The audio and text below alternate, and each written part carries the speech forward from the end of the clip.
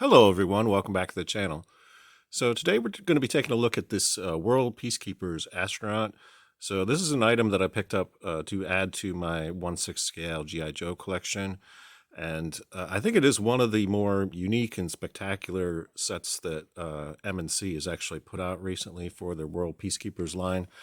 As you can see, it has the World Peacekeepers titling on here and also Astronaut.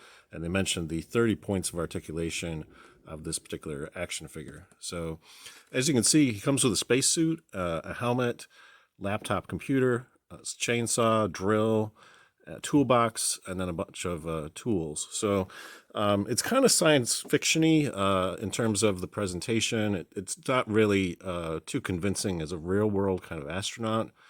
But I really like it, and it has sort of like a Buck Rogers kind of feel to it in terms of like the look of this helmet. So I'm very excited to have this, and we will be getting out of the package later on in the video. And I wanted to show you the packaging first, though. It's interesting that they did this sort of artistic interpretation kind of thing on the back. It's a little different from what I've come to expect from World Peacekeepers packaging. Typically, they did like the cross sell on the back where they showed a bunch of different sets. I'm not sure why they decided not to do that for this particular one, but I think it looks interesting.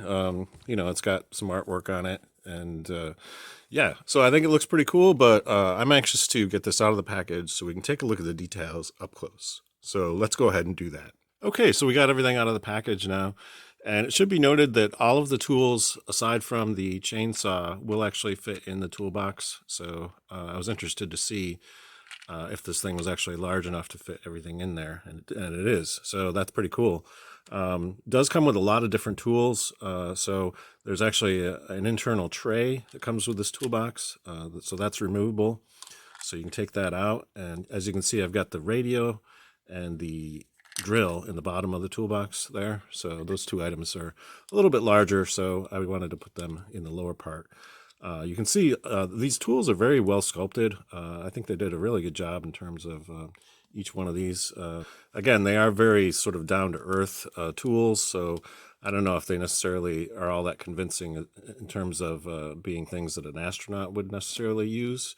I'd say the pliers are probably the ones that are probably closest to what would be used on the International Space Station. But these sort of wrenches and so forth, yeah, I'm not really too sure.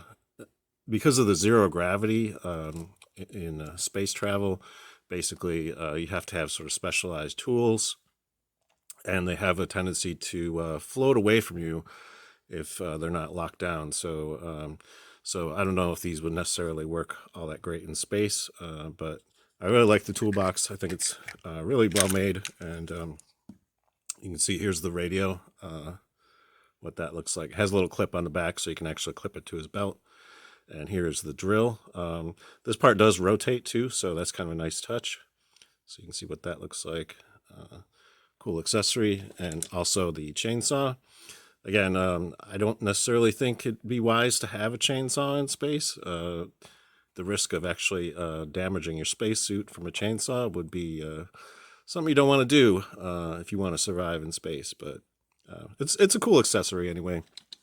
They also include this laptop computer, and this thing does open and close as well. So nice detail on that. I kind of wish they had done something a little bit different for the screen. It's kind of boring. It'd be nice if they actually had some better imagery on there.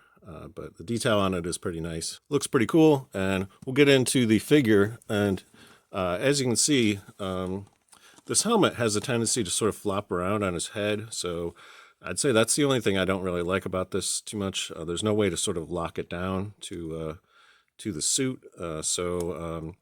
Yeah, they could have done a little bit better with that. But overall, I like the design of it. The fact that it's clear all the way around. You can see the figure inside. So that's pretty cool. And that comes off. And you can see he's got some detail here on his belt. And the suit has a little bit of puffiness to it as well. So that's kind of interesting. Kind of get the impression that it's sort of pressurized. And I haven't seen this boot design before. I don't think any of the other World Peacekeepers sets that I've purchased in the past actually included this style of boot. So that's kind of interesting. This figure also comes with the longer version of the gloves too. I've only seen a handful of them that actually come with this glove design. It's kind of nice because it actually extends the arms a little bit longer. So I think it makes it more in keeping with the kind of classic collection style. The arms on a lot of the World Peacekeepers with the shorter gloves tend to make the arms look a little bit too short. So in terms of articulation on this, head is on a ball joint, so you get some front and back, side to side, and also rotation. At the shoulder, you can extend out. Also gets 360-degree rotation. There's a bicep swivel.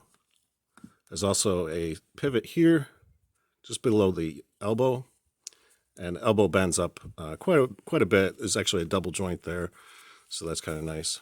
At the waist, you get side to side, front and back, and also rotation. At the hip, you can kick out, kick forward, kick back, and there's a double jointed knee like that. There's also a pivot point right here, so you get the ability to sort of reposition the legs. I go over the articulation in more detail in my 1/6 scale articulation guide. That's a video on my channel. I will put a link in the description. In that video, I go over the articulation on 8 different 1/6 scale figures. So it's a useful tool in case you're interested in finding out what the articulation is like on various action figures. So overall, I'm really happy with this set. And the interesting thing is that the company that's currently doing Action Man in the UK is actually using this style of action figure body for the new releases. That company's called Art and Science. And they actually have a G.I. Joe style head sculpt, or an Action Man head sculpt that actually fits on this.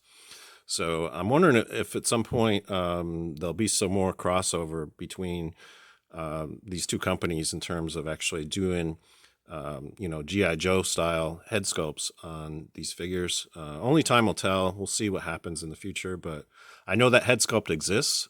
So it'd be fantastic if at some point somebody mass produced a whole bunch of those that could fit on these bodies, because I think it'd be cool if these things actually looked like the old style of G.I. Joe. That's all I have for you today. If you enjoyed this video, please give it a thumbs up.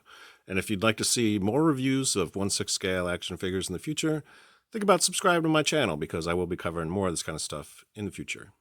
Until next time, I hope you're having a great day, and thanks for watching.